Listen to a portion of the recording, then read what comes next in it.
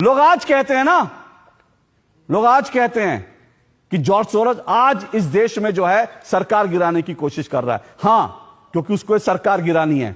लेकिन George Soros, जब भारत के अंदर जॉर्ज सोरोस के इशारों पर चलने वाली सरकार थी, तब जॉर्ज सोरोस क्या कर रहा था यह भी जान लीजिए। यह आपको पता होना चाहिए। तब जॉर्ज सोरोस क्या करता था जब भारत में यूपीए की सरकार थी।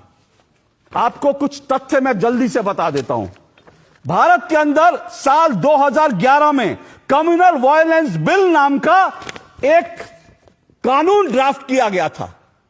और आज मैं इस बात को डंके की चोट पर कह रहा हूं, इस बिल को जिन्होंने ड्राफ्ट किया उसमें 32 लोग थे। और वो 32 लोग चुने हुए नेता नहीं थे, वो 32 लोग जॉर्ज सोरोस के पिट्ठू थे, जिन्होंने कम्युनल वायलेंस बिल को ड्राफ्ट किया था। जो सोनिया गांधी की जो एक कुंडली थी, उनकी जो मंडली थी, उस मंडली ने ड्राफ्ट किया था कम्युनल वायलेंस बिल। और जानते हैं उस कम्युनल वायलेंस बिल में क्या था? उस कम्युनल वायलेंस बिल में यह था कि जो भी दंगा भारत में होगा उसके लिए हिंदू दोषी माने जाएंगे। अगर किसी हिंदू महिला का होता है तो फिर उसको नहीं माना जाएगा। अगर किसी महिला का होता है तो वो जो है हिंदू उसके लिए दोषी माना जाएगा। उस बिल में यह था कि अगर कोई दंगा होता है तो जो है की बात जो है सिर्फ जज सुनेगा, हिंदू जज सुन भी नहीं सकता। उस प्रस्तावित कानून में यह था कि अगर दंगा होता है और अगर एक कह देता है कि फलाना हिंदू दोषी है तो उसके खिलाफ तुरंत एफआईआर होगी और उसको जेल में डाल दिया जाएगा। और उस हिंदू को साबित करना है कि वो निर्दोष था।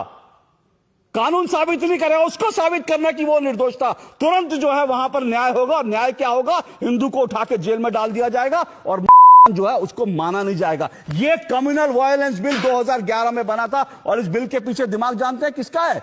इस बिल के पीछे उन 32 लोगों का दिमाग था जो जॉर्ज सोरोस के थे। सोनिया गांधी टॉप पे थी। और इस बिल बनाने वालों में हर्ष मंदार शामिल था। और वह हर्ष मंदार कौन है? वो जॉर्ज सोरोस का आदमी है। ये वही हर्ष मंदार है दिल्ली में, दिल्ली के अंदर जिसके जो चिल्ड्रंस होम थे उस पर छापा पड़ा था, उसमें छोटे छोटे बच्चों का कन्वर्जन हो रहा था। आज भी वो केस चल रहा है। ये था जॉर्ज सोरोस का पूरा। और इसीलिए इस जॉर्ज सोरोस के इशारे पर राहुल गांधी कहते हैं हिंदू हिंसक होता है, संसद के अंदर कहते हैं हिंदू हिंसक होता है, क्योंकि जॉर्ज सोरोस ने को हर दंगे का जिम्मेदार ठहराने की उसने पटकथा लिख दी थी, जिस पर दस्तखत सोनिया गांधी के थे, जिस पर दस्तखत डॉक्टर मनमोहन सिंह के थे। और सुनना चाहते हैं डॉक्टर मनमोहन सिंह के दस्तखत क्यों थे? मेरे हाथ में एक तस्वीर है, ये डॉक्टर मनमोहन सिंह की बेटी की तस्वीर है। और ये ओपन सोसाइटी के, मैंने उससे उसकी ओपन सोसाइटी के जो उसका जो वेबसाइट है वहां से है।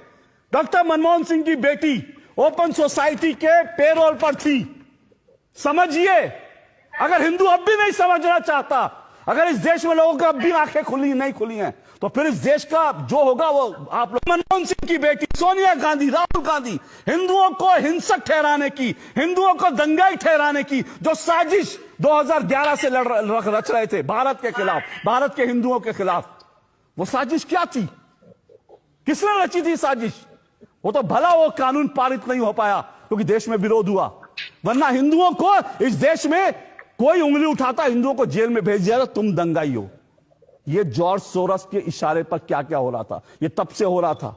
और कश्मीर को लेकर मैं बता चुका हूं, सियाचिन पाकिस्तान को सौंपने की तैयारी थी।